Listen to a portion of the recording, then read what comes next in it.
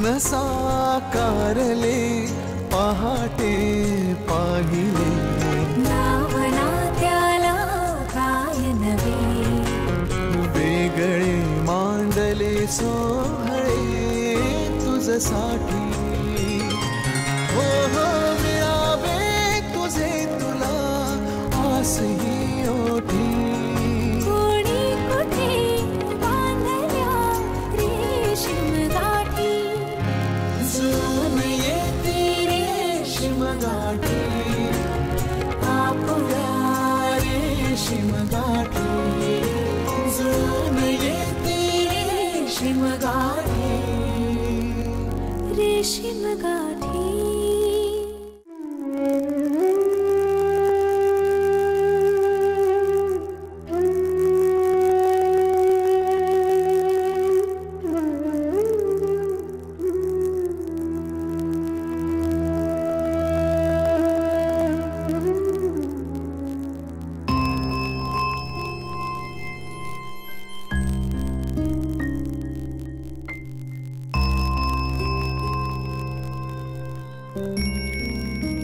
पल्लव, ए पल्लव, जा बाळा आईला बोलवून ये.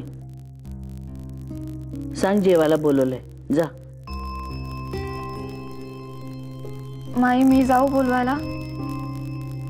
नको. साक्षी तू तरी जा. तुम्ही दोघंही जा बोलवायला. आई काही नाही बोलणार, जा.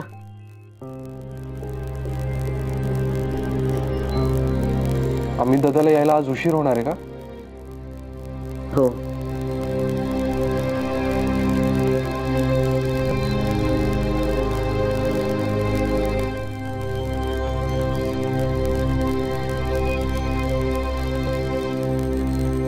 आई चल ना ग प्लीज. तू अशी पडून राहिलीस की कसं तरी वाटतं. चल ना जेवायला. मायाजी बोलावते. मला भूक नाहीये पल्लव. असं नको ना ग करू आई. चल ना, सगळे थांबलेत तुझ्यासाठी. सॉरी ना आई. साक्षी तू सॉरी म्हणून काय उपयोग आहे? जिने तुला डोक्यावर चढवून ठेवले तिला वाटतंय का सॉरी? तिला तिचं बरोबरच वाटतंय. तुम्ही जा, मला नाही जेवायचं.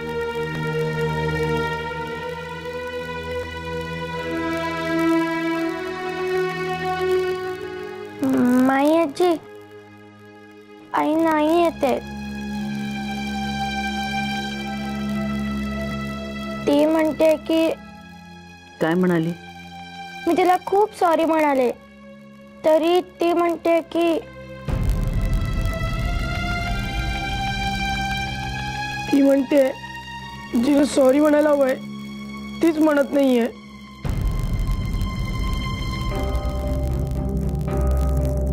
म्हणजे मेघना काकूने.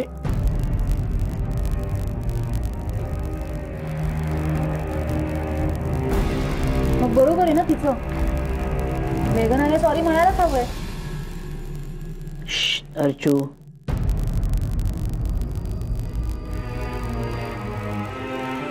माई अगं तू विजयाची बाजू तर समजून घे. तू नको नाही भानगडीत पडूस. माई मी जाऊन सॉरी म्हणून येते. नको. हे बघ मगाशी तू तिला सांगायला गेली होतीस की नाही? साक्षी केस कापायला का तयार नाहीये हे तू तिला समजायला गेली होतीस की नाही? बरोबर. हो. अगं पण ती काही ऐकूनच घ्यायला तयार नाहीये. मग तू सॉरी म्हणावंस अशी अपेक्षा ती कशी धरते? हे बरोबर नाहीये.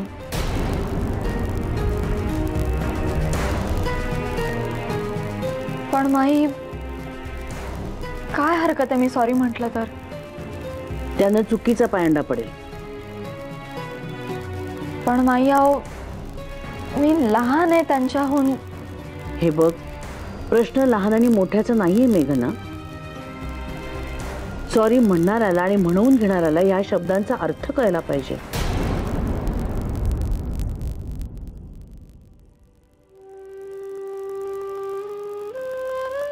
पण विजय आता चिडलेली आहे, ती कुणाचंच काही ऐकून घेण्याच्या मनस्थितीत नाहीये बाळा.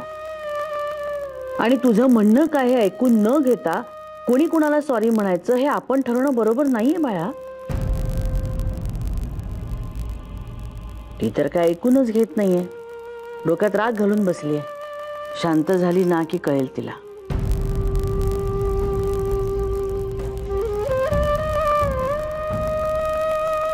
चला तुम्ही जेवायला बसा. चला जेवून घ्या. मेघना तू वाढायला.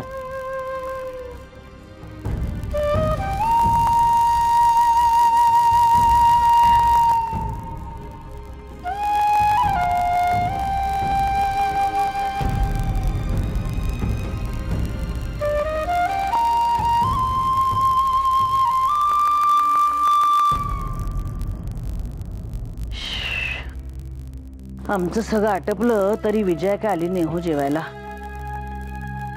अजून राग धरून बसलेली आहे डोक्यात. अमित यायचा आहे ना अजून? हो. तो आल्यावर जेवेल त्याच्याबरोबर. हो पण तोपर्यंत बाईसाहेबांचा राग गेला पाहिजे ना. अहो मेघना तिला इतकं समजावून सांगते, माझं जर ऐका ताई, ऐकून घ्या माझं. पण ही पट्टी काय ऐकायलाच तयार नाहीये. मला त्याचीच काळजी वाटते. म्हणजे माणूस एकदा समोरच्याचं काही ऐकूनच घ्यायचं नाही अशा अवस्थेत गेला ना की संवाद संपतो ग. आणि संवाद संपला की संपलंच सगळं. मग नाही नाही थांबा, आता मीच जाऊन विजयाशी बोलते आणि सगळी वस्तुस्थिती सांगते तिला. कसं आहे, तुझ्या वडिलकीचा मान म्हणून त्यांच्यात गोडी व्हायला नकोय. त्यांचं त्यांना कळू दे, समजू दे. प्रत्येक बाबतीत आपण नाही मध्ये पडायचं. समझे? समझे.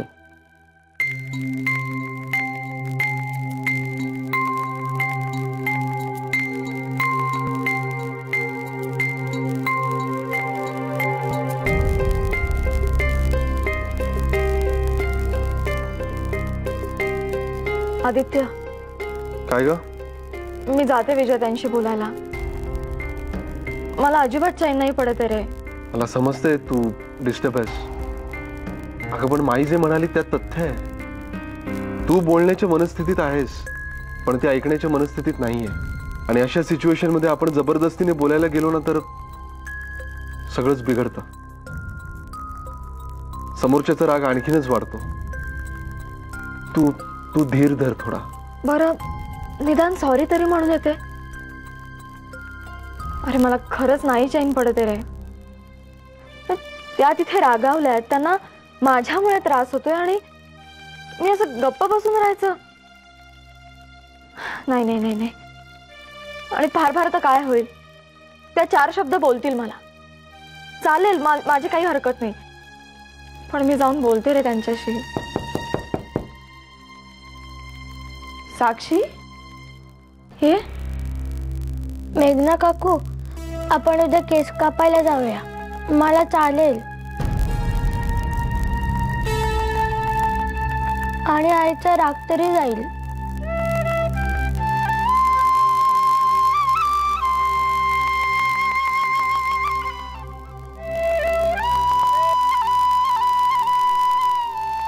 साक्षी,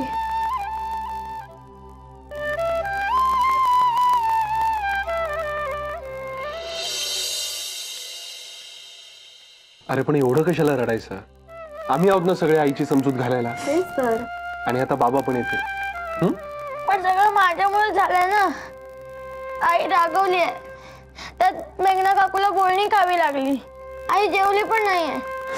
तुला माहितीये ना, बाबा आईचा राग असा घालू शकतात, है ना? हो. मग कशाला टेन्शन घ्यायचं? अरे आमचं शहाणं बाळ ते. चेहरा बघ कसा करून टाकला येडू. काय रडतंय पात्र? बाबा. अरे काय झालं? हो रे, काय झालं रडायला? सांगतो. रडू नकोस, चुप. बघू. येडू ग येडू. जा जाऊन झोप जा. मी आलो, फ्रेश होऊन येतो. ओके.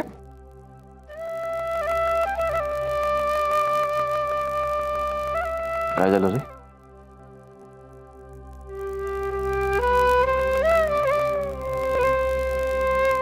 आई बोल ना ग, तू जेवली पण नाहीयेस.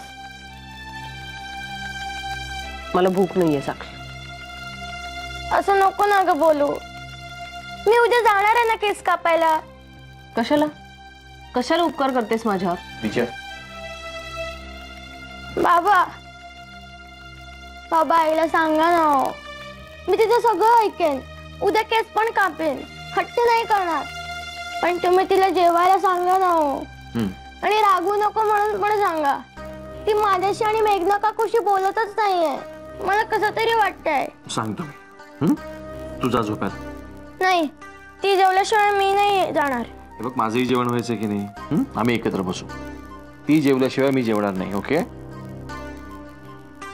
प्रॉमिस? प्रॉमिस.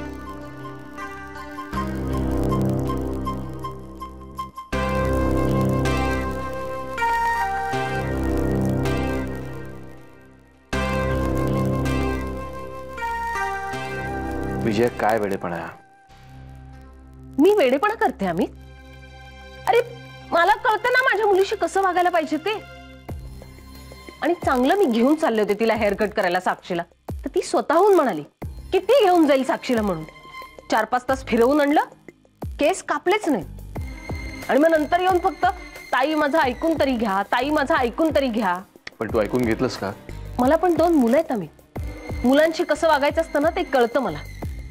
आणि मुलांचं हित कशात आहे तेही कळतं. आणि आनंद आनंद कशात आहे हे तुला कळतं? म्हणजे विजय, अगदी साधं कारण होतं साक्षीच्या केस न कापण्यामागे. तिच्या शाळेमध्ये युनिट टेस्ट नंतर जे काही नाटक बसवतात त्यात राजकन्या म्हणा किंवा परी म्हणा, यासाठी ज्या मुलीचे केस लांब असतात, मोठे असतात, अशा मुलीची निवड होते. आणि हिची मनापासून इच्छा होती की त्यातला एखादा रोल आपल्याला मिळावा. हेच कारण होतं. पण माईनी जे गुलाबाचं रोपटं आणून दिलं होतं त्यातला गुलाब केसामध्ये मिळावा असं तिला वाटत होतं. तर चुकलं काय? आम्ही तरी साक्षीनं मला हे काही सांगितलं का नाही? मग तुला ऐकून घ्यायचंच नव्हतं. डोक्यात पक्क धरून बसली होतीस की केस कापायचे बस. रडवलं रे मी माझ्या लेकराला. आणि मेघना, मी राघवेन हे ठाऊक असून सुद्धा मेघनाने योग्य निर्णय घेतला. आणि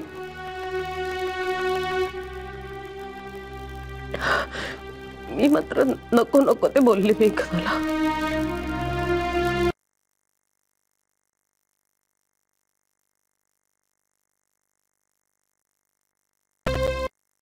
आणि मला सांगा, कोण वेड्यासारखा वागत नाही? काय ग मेघना? नाही, समजावण्याच्या बाबतीत तू पक्की देसाई होत चालली आहेस. हं?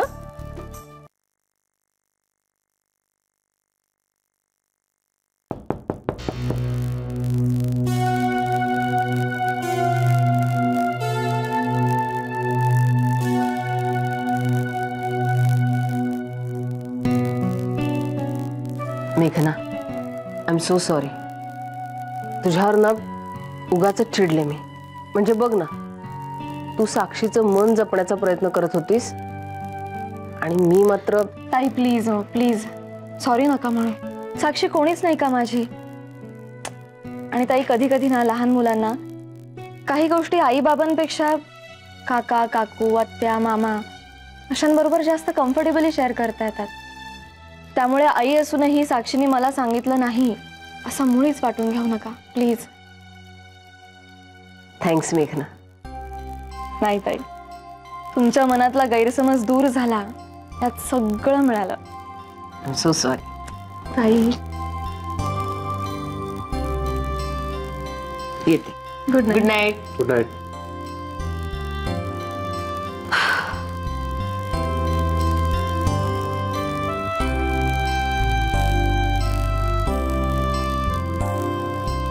मग थांबली ना तुझी तळमळ?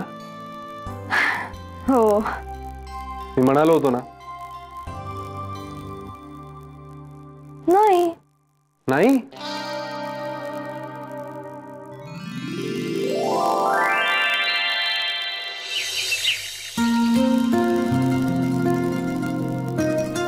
Good morning. Good morning. पण माझी काही मॉर्निंग गुड नाहीये बाई. का? अगं मी सारखा आपला तोच विचार करत बसले. काय ना मेघना, तुम्हाला एक फोन करून जरी विचारलं असतंस ना तरी कदाचित मी एवढी चिडले नसते. पण मी डायरेक्ट तुम्हाला बघितलंच ना, साक्षीचा हेअर कट केलेलाच नव्हता. त्याच्यामुळे मला जरा रागच आला. पण तरी मी अगदीच वेड्यासारखी वागले का तुझ्याशी? अहो ताई, जाऊ दे ना आता. झालं गेलं, गंगेला मिळालं. विसरून जाओ. आणि मला सांगा, कोण वेड्यासारखा वागत नाही? मी तर किती वेळा वेड्यासारखी वागले. तेव्हा तुम्ही समजून घेतलंच की नाही मला? काय ग मेघना, नाही समजावण्याच्या बाबतीत तू पक्की देसाई होत चालली आहेस.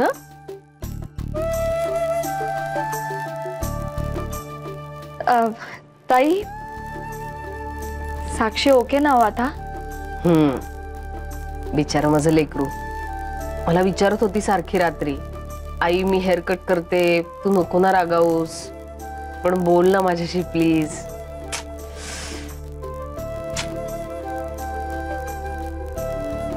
ताई, आता तुम्ही माझ्यासारख्या रडूबाई होऊ नका प्लीज. ये, तू काय रडूबाई नाहीस काही, चांगली झाशीची राणी आहेस की. काहीतरीच काय.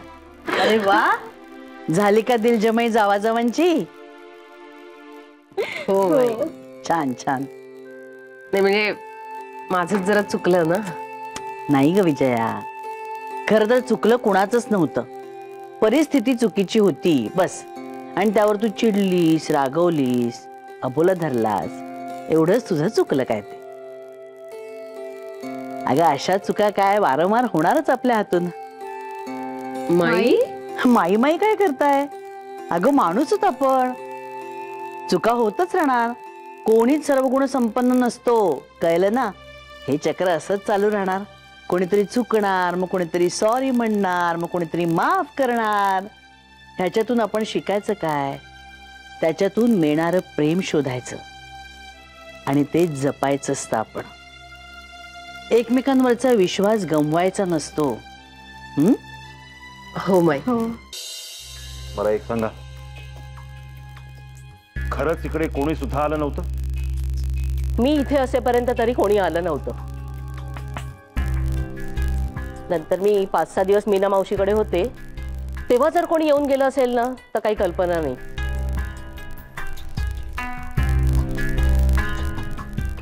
अहो, श्री स्वामी कोळवले महाराजांनी त्यांचं पुण्य पणाला लावून आपला त्रास, आपलं दुःख स्वतःवर घेतलं होतं. आणि तुम्ही हे घर सोडून गेलात. त्यांच्या सिद्धीने त्यांनी आपल्याला सांगितलं होतं की तो चोर नेलेला ऐवज आपल्याला परत आणून देणार म्हणून. सांगितलं होतं की नाही? हो, सांगितलं होतं. अहो, पण असे चोर जर ऐवज परत करायला लागले ना तर मग बघायलाच नको.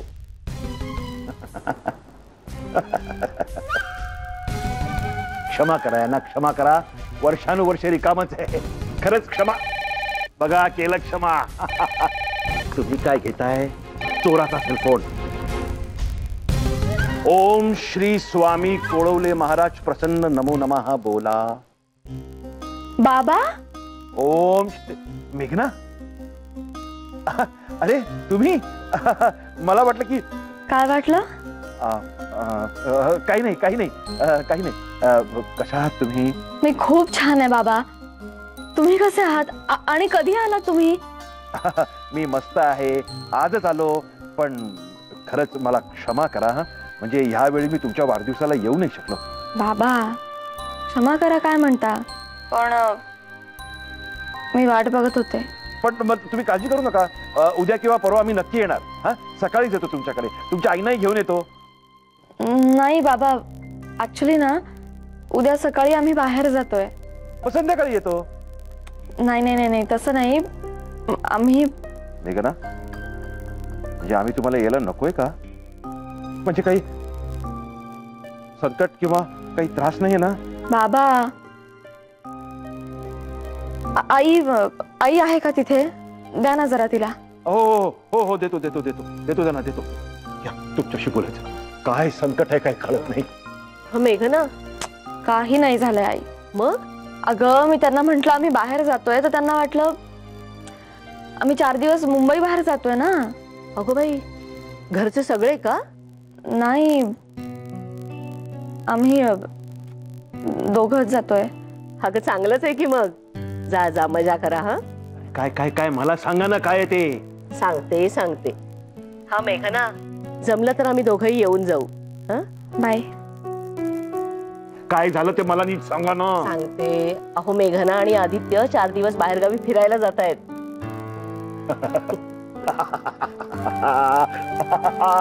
ओम श्री कोळवले महाराज प्रसन्न.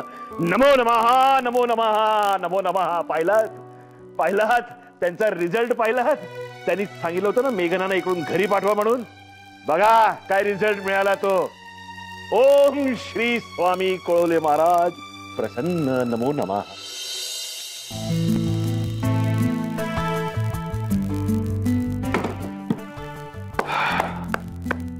एक बॅग पुरेल ना मेघना?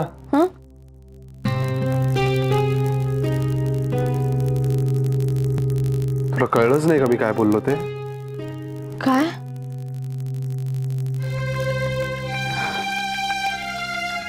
खूप धडधडतंय रे. आपण कॅन्सल करायचं का जाणं?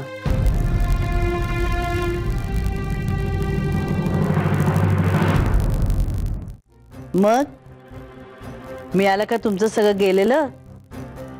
नाही, तुम्हीच म्हणाला होतात ना त्यांच्या कृपेने चोर जे घेऊन गेलेत ते परत आणून देणार आहेत म्हणून.